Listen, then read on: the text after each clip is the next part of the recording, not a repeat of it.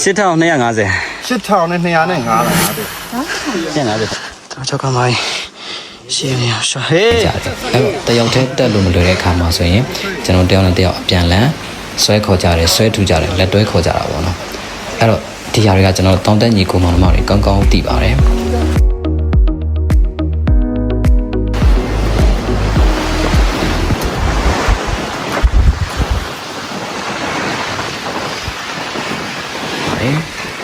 ကျွန်တော်တို့ဒီမနက်စာကော်ဖီတောက်ပြီးတော့အဖွဲလိုက်တောင်ထရောက်မှတ်တရအနေနဲ့တက်ပုံတွေထည့်ရိုက်ကြတယ်ဒါပျော်ပျော်ပါးပါးပဲပေါ့နော်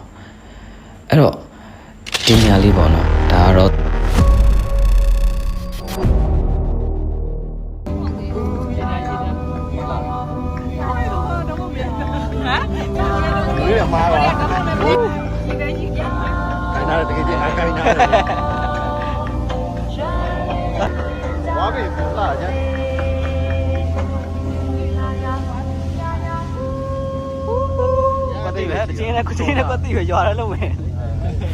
ကဲအခုကတော့ကျွန်တော်တို့ဒါကလောတောင်ကြီးဟိုပုံးမြို့အနေပေါ့နော်တခြားကျွန်တော်ကားစီးလာကြတယ်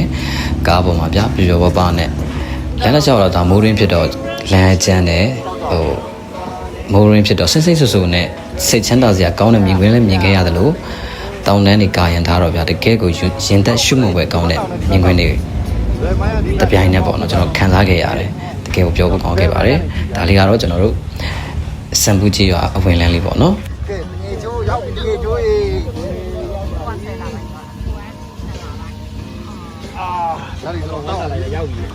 ရွာရောက်တော့ကျွန်တော်တို့ထမင်းစားနားကြတယ်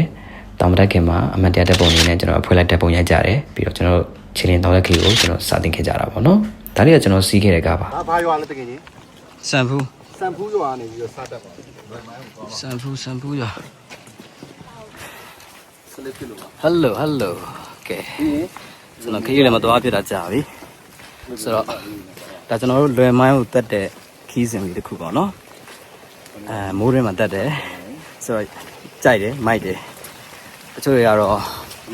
ညင်တင်းညင်ပတ်နဲ့ဖြစ်မှာကျွန်တော်တို့ကကြိုက်တယ်ဒီခံစားချက်လေးပါဒါကတော့ရွာလန်းကိုရှိရလေဒါရွာလန်းကနေကျွန်တော်တို့တောင်တက်ခီးကိုစတာပေါ့နော်ဒါစံပူကြီးရွာဒါနဲ့ခီးစပါတယ်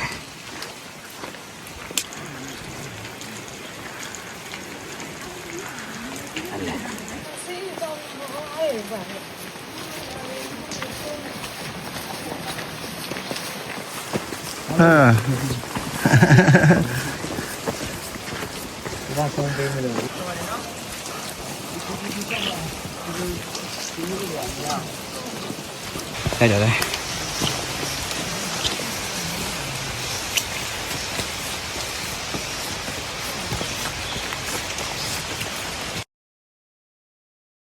ဒါလေမိုင်းခီးရတယ်ကျွန်တော်တရားနဲ့စမယ်နောက်လျှော့တော့အောင်းတော့မှတ်မယ်အခုကရွာနဲ့ရှောက်လာတယ်ပေါ့နော်တောင်းမတက်ရကြအခုလည်းတက်တယ်စီးရင်တော့ပြန်လဲပါလိုက်ရောတောင်းမတက်ရကြတော့နည်းနည်းတော့ဖိုက်ရတောင်းတက်တော့မရှိဘူးလောက်တက်ဟာတော့အေး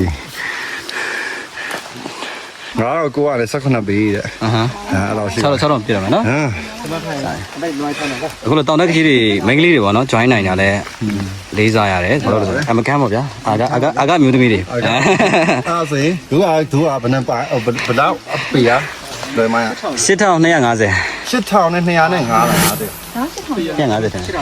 8000ကျော်ပါထားပါတော့โอเค8000ကျော်8200ကျော်ပေါ့နော်တက်ရပါလောတယ်တော့ကျွန်တော်တို့9900ပြောပါမယ်1000လောက်ကျန်သေးတယ်အဲ့ဒါတို့ဖြုတ်မယ်ဖြုတ်မယ်လုံးနိုင်တယ်ကမ်းပေးလောက်မယ်ငယ်ချင်းစကြည့်တယ်မလားပြေးတယ်ဒါတော့ကောင်းနော်တောက်လျှောက်မှတ်တော့မယ်နော်ကြီးပဲဟုတ်တယ်စင်းနေကြတယ်စင်းနေကြီးပဲတော်မှတ်ပါလေ our happiness တက်ကလေးစားပါအခုမြင်နေရတဲ့ဒီလမ်းနေထားတော့ဒီလို6ကန်းဘာလို့ပုံစံမျိုးပေါ့နော်အဲ့လိုမျိုးနေရ9နေရ4နေရတော့ရှိတယ်9နေရထင်တယ်ဆိုတော့ဒါကတော့မြေပြိုပြီးတော့လမ်းပြတ်ထားတဲ့အခြေအနေလေးပေါ့နော်ဒီလိုနေရာမှာဆိုကျွန်တော်သတိထားပြီးတော့ရှောက်ရတယ်ကဲကိုကတော့ခင်ဗျာပြတ်ထားရလဲ ကျွန်တော်ချောက်ကမိုင်းရှင်းနေအောင်ရှာဟေး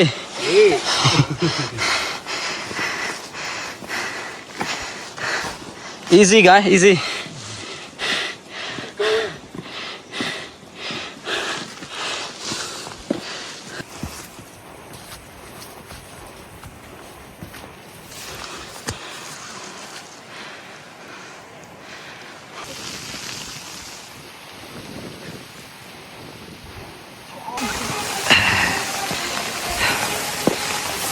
ဖိုင်ဝမ်းနဲ့ဖိုင်ဝမ်းနဲ့ဟာဖိုင်ဝမ်းမှာပြနေကွာ ဟာမင်းမပေါ်ဘူးပြန် ပေါ်ဘူးလားဒီမှာ ပေါ်တယ်ပေါ်တယ်တဲ့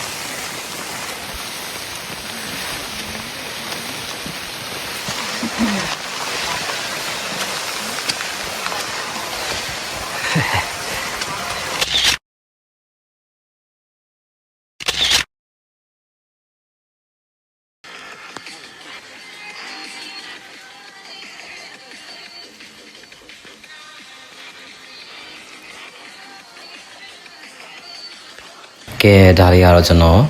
ငပြောရွက်ကိုခုတ်ပြီးတော့ယူသွားတာပဲဖြစ်ပါတယ်။ဒါကဘာလို့မှလဲဆိုကျွန်တော်ထမင်းစားတဲ့ခါကျရင်ဒီငပြောရွက်လေးခံပြီးတော့ကျွန်တော်တဘာဝကြကြလေးစားခြင်းလို့ပေါ့။ကျွန်တော်တဘာဝနဲ့ထိတွေ့တဲ့ခါမှာတဘာဝဆန်ဆန်လေးပဲ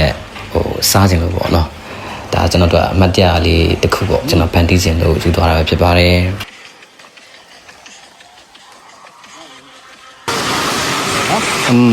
ဒီသားလို့ရတရားရှိသေးဟာ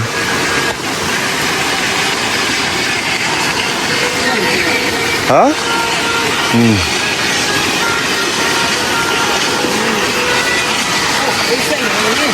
ဟလာရေကြီးတော့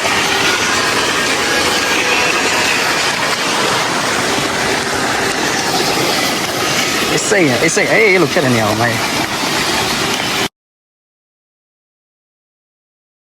ဘာကြီးပြနေရတဲ့ဘာကြီးပြနေရတဲ့ခါခါတော့ဒီညမှာဆိုမြင်တွေ့တဲ့အတိုင်းပဲကျွန်တော်တက်နေတဲ့လမ်းကတောင်တက်လမ်းမတ်တယ်ခက်လက်ခက်ခဲတယ်အဲ့တော့ပုံမှန်သွားနေတဲ့လမ်းကတော့မြေပြိုမြေပြတ်ထားတော့ဗျအရှိမကျွန်တော်တို့မြေပြိုတဲ့နေရာနဲ့တော့မတူဘူးဒီကြုံတွေ့ရမယ့်နေရာကကျွန်တော်နည်းစိုးရင်ရတော့ကျွန်တော်ဒီလမ်းကိုရွေးချယ်ပြီးတော့သွားခဲ့ကြတယ်အဲ့တော့မြင်တွေ့တဲ့အတိုင်းပဲကျွန်တော်တို့ကိုစီခက်ခက်ခဲနဲ့တက်နေကြတယ်အဲ့တော့တယောက်တည်းတက်လို့မလွယ်တဲ့အခါမှာဆိုရင်ကျွန်တော်တယောက်နဲ့တယောက်အပြန်လန်းဆွဲခေါ်ကြတယ်ဆွဲထူကြတယ်လက်တွဲခေါ်ကြတာပေါ့နော်အဲ့တော့ဒီຢာတွေကကျွန်တော်တောင်တက်ညီကိုမောင်နှမတွေကောင်းကောင်းသိပါတယ်ဒီຢာတွေကိုလည်းကျွန်တော်ဘဝမှာတည်ယူသွားရမယ့်အရာတွေပဲပေါ့အဲ့တော့ဒီຢာတွေကတော့ကျွန်တော်တို့တောင်တက်ရခြင်းရဲ့ကောင်းတဲ့အချက်တွေထဲကတချို့ပဲပေါ့နော်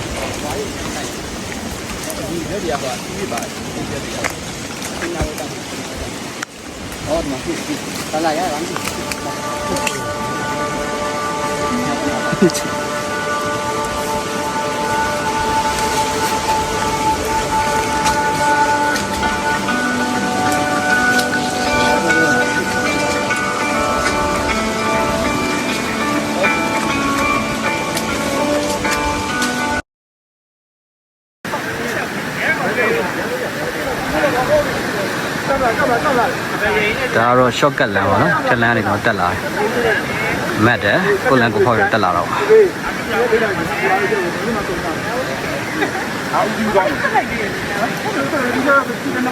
မရအပေါ်မှာတိုက်တဲ့နေရာတော့လုံးဝအေးစိတ်နေလက်ဆက်တယ်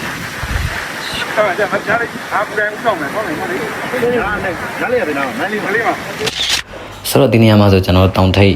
ရောက်ခံနေပြီပေါ့နော်အဲ့ဒီနားမှာကျွန်တော်တို့ဒါနားနေခြင်းနဲ့ကျွန်တော်အမှတ်တရတက်ပုံတွေထည့်ရိုက်ကြတယ်ပြီးတော့ကျွန်တော်တို့တောင်ထိပ်ရှိရအောင်ဆက်ပြီးတော့ခီးဆက်ကြတယ်ညနေ9:00 နာရီခွဲလောက်မှာကျွန်တော်တောင်ထိပ်ဘုတ်ကိုအရောက်တက်နိုင်ခဲ့ကြတယ်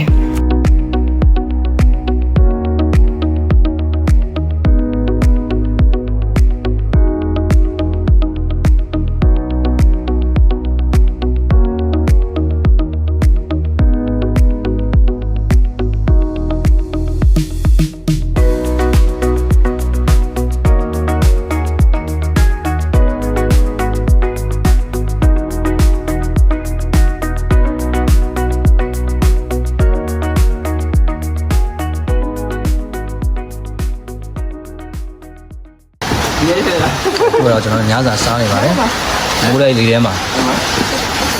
ဘယ်လိုစားရလုံးဝဟိုတယ်စားတဲ့ပူကောင်း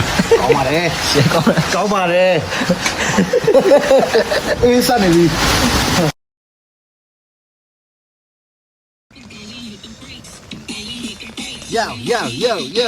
哎，来了，တောင်ပေါ်ကလက်မေးရှာ 是当年嘛，对对对对。 ဒါဘယ်လိုမှလာနိုင်ဘူး 没看见没？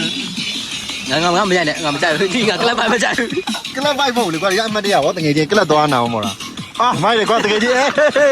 တကယ်ချင်းကလပ်မကြိုက်တဲ့ကိုကြီးရဲ့ ရတာ အေးဟုတ်ပြီအဲ့ပဲလာမလား ကဲဒါတော့ကျွန်တော်ဒါလွယ်မိုင်းတောင်မှာအမြင့်ပေ8000ကျော်ရှိတဲ့လွယ်မိုင်းတောင်မှာရွှေပြင်တဲ့အိတ်နေပါတယ်ဒါမိုးရသည်မှာပေါ့နော်ဆိုတော့ဟိုလေတအားကျော်တယ်ဒီလေတအားကျန်းတယ်အိတ်နေပါတယ်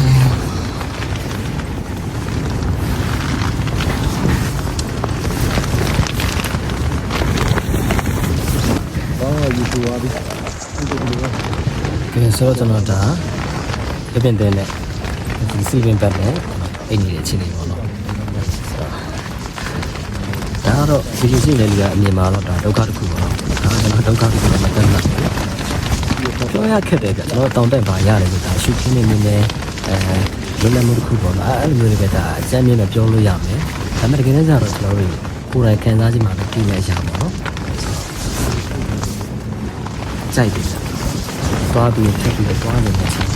ဒီစိတ်ကလည်းကိုယ်ပြန်နေရှာတွေ့တယ်ငင်းချင်းချင်းခုရရခေါ်ပါချပြီးသူတို့ကဘာမှမဟုတ်ဘူးလားအပြောရခဲ့တယ်ကြာကိုယ်လည်းလာချင်မှပဲသိတာပဲခုန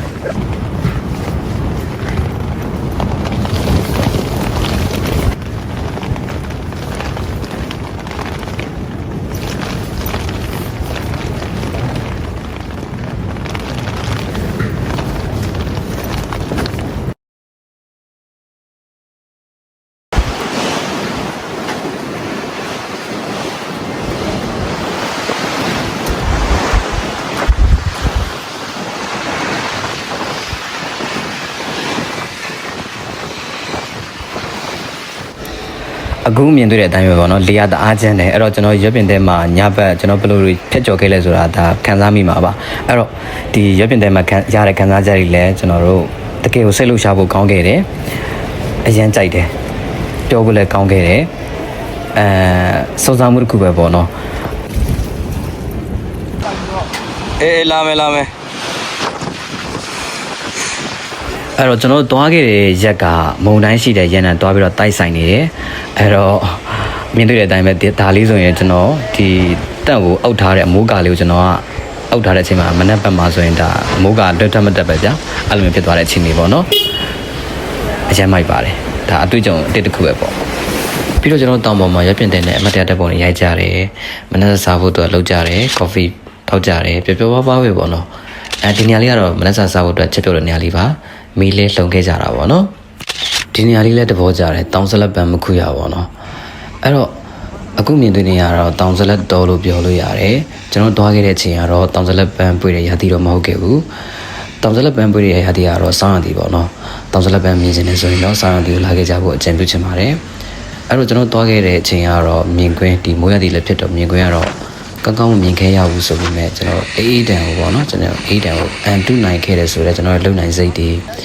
ကျွန်တော်လမ်းနေကျန်းတယ်ရာသီဥတုကျန်းတယ်ဒါတော့မှကျွန်တော်တို့တောင်ထိပ်ပေါ်ကိုအရောက်တက်နိုင်ခဲ့တယ်ဆိုတော့ကျွန်တော်ရဲ့အမှတ်တရခေါင်းလေးတစ်ခုပေါ့နော်ကျွန်တော်တို့အတွက်ကျန်ခဲ့တယ်ဆိုတော့ကျွန်တော်ပြောခဲ့ရပါတယ်ဒါလေးလည်းဟိုစိတ်ခံစားအတွေ့အကြုံအတစ်တစ်ခုပေါ့နော်ကျွန်တော်ရခဲ့ပါတယ်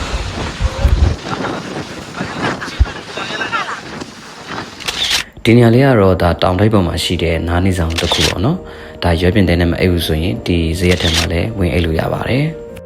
ကျွန်တော်တို့တွေမနက်စာစားကော်ဖီတောက်ပြီးတော့အဖွဲလိုက်တောင်ထိပ်ရောက်မှတရားအနေနဲ့တက်ပုံတွေထည့်ရိုက်ကြတယ်ဒါပျော်ပျော်ပါးပါးပဲပေါ့နော်အဲ့တော့ဒီနေရာလေးပေါ့နော်ဒါကတော့တောင်ထိပ်ဒီ summit ရှိတဲ့နေရာအမြင့်ပေ8250ပေါ့နော်ဒီနေရာမှာကိုစီတက်ပုံတွေအမှတ်တရတက်ပုံတွေရိုက်ကြတယ်တငယ်ချင်းနဲ့တက်ပုံရိုက်တယ်အဖွဲမှာပါလာတဲ့လူတွေနဲ့ကိုစီရဲ့ဒါအမှတ်တရအနေနဲ့တက်ပုံထပ်ပြီးတော့ရိုက်ကြရတယ်ပေါ့နော်အဲ့တော့မနက်9 နာရီလောက်မှာကျွန်တော်တောင်ထိပ်ပေါ်နေပြင်ပြီးတော့ဆင်းဖြစ်တယ် ဆိုတော့အခုကျွန်တော်တို့ဒါတောင်ပေါ်နေဆင်းပါပြီမိုင်းဒီစိတ်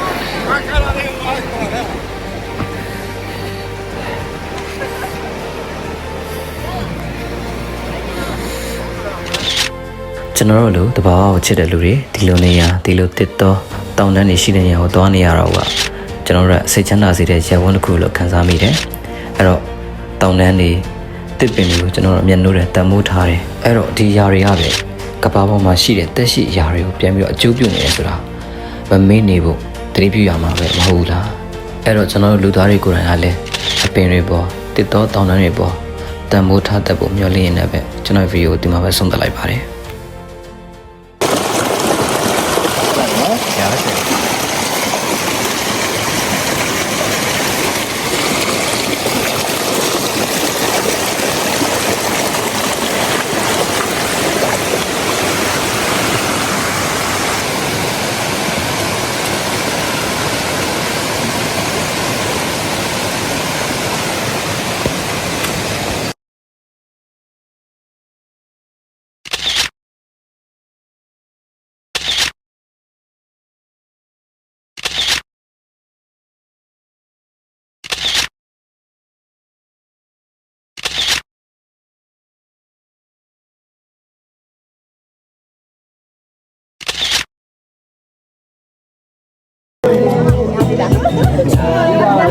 你要不要来吧？来了。来了。来了。